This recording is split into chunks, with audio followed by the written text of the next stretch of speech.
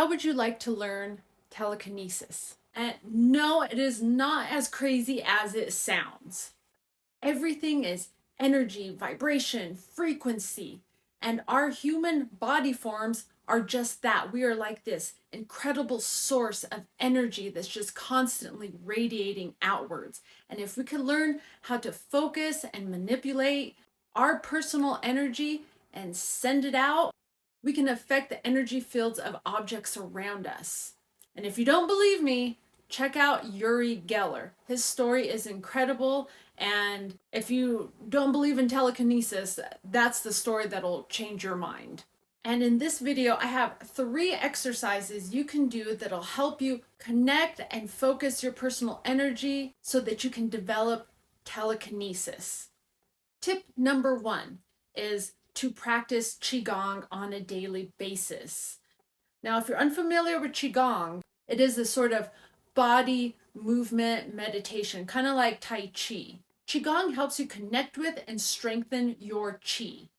Qi is your life energy source, so your personal energy. And it ultimately helps you focus and direct your energy sources, which of course will help you with telekinesis, astral projection, increases your intuitive and psychic abilities. And if you're an empath, it'll help you stay in your own energy and keep other people's energy out of your field. Exercise number 2 is the candle meditation. You just get any old regular candle, sit down in a quiet area like you're doing a meditation. Make sure that no outside forces can affect the flame. You don't want a breeze or anything like that coming in. And you set it, 2 feet away from you or so, and you just focus on the flame. What you want to do is try to get the flame to react, try to get it to dance, to grow bigger and stronger by directing your energy into the flame. What I like to do is I send it love and gratitude and appreciation. I'm not trying to focus on influencing the flame. I come at it from a neutral stance. Because if I sit there and focus like move flame, get bigger, that's just creating resistance. And the flame probably isn't going to react to that. So this is something that does take a lot of time and practice and patience and dedication. Do this every morning or as often as you possibly can to really start to get the hang of it. Now, exercise number 3. This is a little bit more advanced and difficult to do. That's why it's good to practice the Qigong and the flame meditation for several weeks or months until you get those things down really well before you try this one out. You've got your candle and a little piece of metal you stick in here nice and tight. I just used a paper clip. I stuck a paper clip in here and I clipped it off. And then you get a piece of aluminum foil and you fold it like this. Make sure it's light. It's not folded up a lot. It's just really thin. And it's thin enough. You put it on here and it's light enough to where when you balance it, it's able to move around. Make sure you place this on a table and your feet are grounded. You could do this outside, is really helpful, but if you're inside the house, like a wooden table, and make sure your feet are on the ground so that you're grounded. You want that electrical circuit. You could just get a glass container of some kind and set it over the top. That way you ensure that no breeze, wind, or any outside source can affect it. And then you put your hands around the glass and you focus on moving the piece of aluminum around. And again, it's helpful to send it love and gratitude and appreciation, and you come at it from a neutral energy. If you try to force something, that creates resistance and you're going to have issues doing it. You're not trying to move it.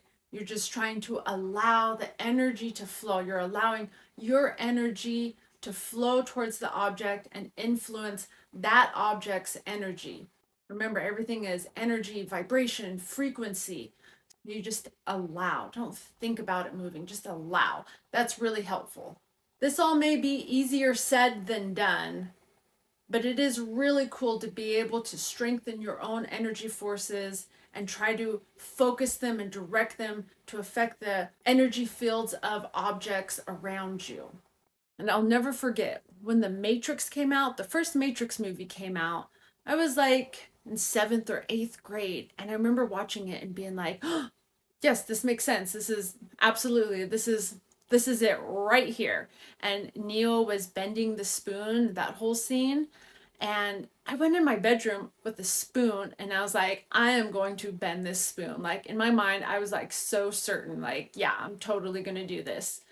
And then my family walked in and saw me and immediately started laughing. And they were just like, what are you doing? That's crazy. That's just like so silly and ridiculous.